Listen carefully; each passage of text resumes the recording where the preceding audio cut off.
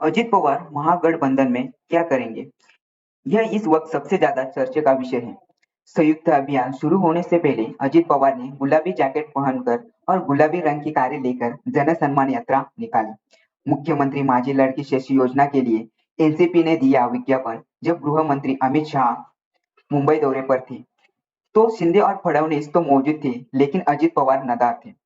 पवार का exit plan सक्रिय हो गया है, लेकिन मंगलवार सुबह द हिंदू ने खबर दी कि अजित पवार ने अमित शाह को चुनाव के बाद मुख्यमंत्री पद दिलाने का प्रस्ताव रखा है, जिसके लिए उन्होंने बिहार पैटर्न का सर्टिफिकेट भी दे दिया है। कुछ दिन पहले एग्जिट प्लान को एक्टिव करने के बाद चल रही थी। अब खबरें आ रही है अजित पवार ने मुख्यमंत्री पद के लिए दावा किया है, लेकिन बिहार पैटर्न से अजित पवार का सटीक प्लान क्या हो सकता है, आइए इस वीडियो में समझते हैं। यदि इसे क्रियान्वित करना संभव है। मैं हूँ नीलेश और आप देख रहे हैं हिंदी कॉर्नर। सबसे पहले देखते हैं कि द हिंदू डेली की खबरें में किया गया सटीक दावा क्या है। अमित शाह के मुंबई दौरे के बाद एयरपोर्ट पर अमित शाह और अजित पवार के बीच मुलाकात हुई थी। द हिंदू की खबर में कहा गया कि अजित पवार ने शाह को प्रस्ताव दिया कि राज्य में बिहार पैटर्न लागू किया जाए और चुनाव के बाद मुख्यमंत्री के तौर पर उनके नाम की घोषणा की जाए। लेकिन अजित पवार ने बैठक में किसानों के मुद्दे पर भी चर्चा की। मुख्यमंत्री पद को लेकर कोई चर्चा नहीं हुई, लेकिन उसके बाद भी राज्य में बिहार पैटर्न की चर्चा जारी रही। अब सबसे अहम सवाल यह उठता है कि क्या बिहार पैटर्न वास्तव में बिहार विधानसभा के दौरान नीतीश कुमार द्वारा शुरू किया गया बिहार पैटर्न है।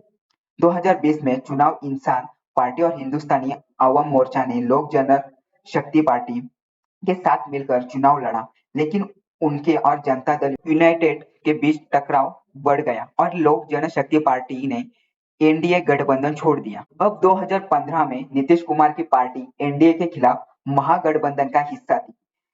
विधानसभा चुनाव, लेकिन सरकार के समर्थन वापस लेने के बाद वह बीजेपी में शामिल हो गए और वहां भी मुख्यमंत्री बने। इसके बाद उन्होंने 2020 का विधानसभा चुनाव बीजेपी के साथ लड़ा, जिनमें सीटों के बंटवारे में बड़ा अंतर देखने को मिला। 243 विधानसभा सीटों में बीजेपी ने 74 सीटों की जीती, जबकि जनता दल यूनाइटेड 43 सीटें जीती।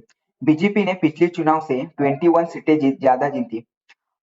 अब की जेडीयू को पिछली बार की तुलना में 28 सीटों से पार पाना पड़ा, लेकिन कुल नतीजों का आकलन करें तो सबसे बड़ा राज्य में पार्टी नेशनल पार्टी है, जिसके 75 सीटें जीती। जनता दल निर्वाचित हुई, लेकिन उनके नेतृत्व में महागठबंधन बहुमत के जादुई आंकड़े तक नहीं पहुंचे और एनडीए ने बहुमत के बल पर सत्ता स्थापित की। अब इन चुनावों में सबसे बड़ा नुकसान नीतीश कुमार के जेडीयू को हुआ, जिसकी वजह से मुख्यमंत्री की कुर्सी नीतीश कुमार के गले गिरी।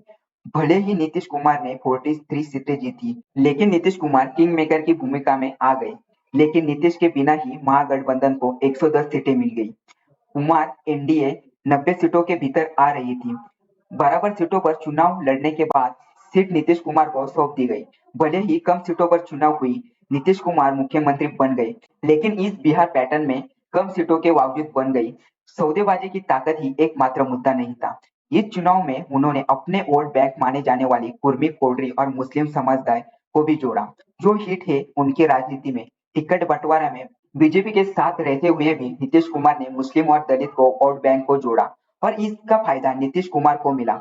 हालांकि सीटें कम मिली और फिर भी मुख्यमंत्री पद की कुर्सी मिली थी। तौर पर गले की फांस तय हो गई। लेकिन अगर अजित पवार इस बिहार पैटर्न को महाराष्ट्र में लागू करना चाहते, तो इसकी पहली वजह ज्यादा से ज्यादा सीटें हासिल करना है। इसके बाद चर्चा हुई कि शिंदे की शिवसेना और बीजेपी के बीच सीटों का बराबर बंटवारा होगा और बाकी सीटें अजित पवार की पार्टी एनसीपी के लिए छोड़ दिया जाएगा।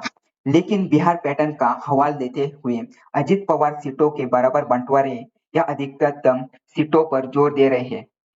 इसके बाद हाल ही में एक सभा में बोलते हुए उन्होंने 60 सीटों का दावा किया था, जबकि मांग एनसीपी की थी। चर्चा है कि बिहार पैटर्न में अब बीजेपी 102 सीटों पर और जेडीयू 115 सीटों पर चुनाव लड़ी है, जो कि बीजेपी से ज्यादा नहीं है, लेकिन फिर भी उनके मौजूद विधायक हैं।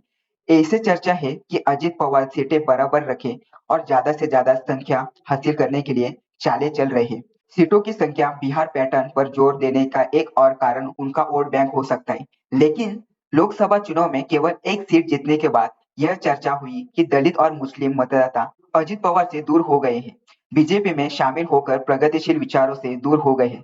लेकिन लोकसभा चुनाव से पहले उन्होंने दरगाह का दौरा किया या विशालगढ़ घटना के बाद वहां मुस्लिम परिवार से मुलाकात की, जिनके कारण अजित पवार ने अपना वोट बैंक बरकरार कर रखने की कोशिश की। लोकसभा में संवैधानिक बदलाव और बीजेपी द्वारा अपनाई गई मजबूत हिंदुत्व लाइन की बात करें तो मुस्लिम और दलित मतदाता बीजेपी से दूर हो गए और वैकल्पिक तौर पर महागठबंधन में उनकी सौदेबाजी की ताकत बढ़ती दिख सकती है।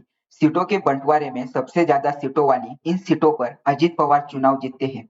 यह दलों के समीकरण में अजित पवार किंग मेकर के रूप में उभर सकते हैं और ऐसे ही अजित का साथ मिलना तय लग रहा है। अगर पवार को खड़ा होना है तो मुख्यमंत्री पद लेना चाहते हैं क्योंकि शिंदे की महागठबंधन में शिवसेना नेताओं से चल रही है तनातनी स्थानीय राजनीति के बीजेपी नेताओं से सीधी लड़ाई और वोट ट्रांसफर की कमी जैसी कई वजह है। चर्चा है कि अजित पवार महागठबंधन से किनारे है। फिलहाल यह आशंका जताई जा रही है। उन्होंने बिहार पैटर्न की जीत पर बैठने या हटने की चाल चली है, लेकिन क्या बिहार पैटर्न को इसमें लागू करना आसान से संभव है? राज्य में अगर तीनों पार्टियां लड़ती है तो बैकफुट पर जाने की संभावना ज्यादा है। ऐसे में बीजेपी ने 160 सीटों पर चुनाव लड़ने की तैयारी शुरू कर दी है। दूसरी तरफ एकनाथ शिंदे को लोकसभा में जो सफलता मिली है अपने साथ लाए नेताओं को बरकरार कर रखने के जमीन पर उतरकर उम्मीदवारों को चुनने की क्षमता और बीजेपी के अकलमान से मेल खाने वाले सुरों के कारण सीट आवंटन में शिंदे की शीर्ष पर बने रहने की संभावना अधिक है। तो जाहिर तौर पर शिंदे की शिवसेना सीटों के बंटवारे में ज्यादा सीटों मिल सकती है। इसलिए अजित पवार की 90 सीटों की योजना का साकार होने का मुश्किल है। सवाल मुख्यमंत्री पद का है। ज्यादा सीटों होने के बावजूद बीजेपी ने शिंदे के महागठबंधन पर सरकार में मुख्यमंत्री पद दिया था। इसलिए अब बीजेपी की कैडर सक्रिय होने के बाद मुख्यमंत्री पद पर जोर दे रहा है। ऐसी खबरें थी कि बिहार पैटर्न पीछे छूट जाए और संघ भाजपा का मुख्यमंत्री बनने के लिए जोर लगाए। इसलिए भाजपा का मुख्यमंत्री पद पर दावा है। महागठबंधन में मंत्री अजित पवार के लिए उस समीकरण को समेटना आसान नहीं होगा। इस घटनाक्रम पर अपने विचार कमेंट में साझा करें और अधिक जानकारी पूर्ण वीडियो के लिए हिंदी कॉर्नर यूट्यूब चैनल को सब्सक्राइब करना ना भूलें।